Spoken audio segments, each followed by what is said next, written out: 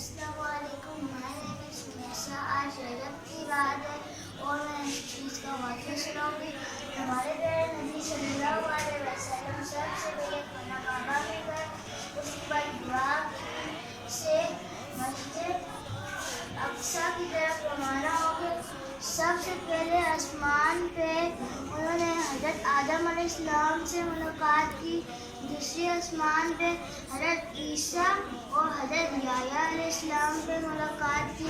اور تیسرے آسمان پہ حضرت یوسف علیہ السلام. چوتھے آسمان پہ حضرت ادریس علیہ السلام. پانچویں پہ حضرت حمود اور چھٹے پہ حضرت موسیٰ علیہ السلام.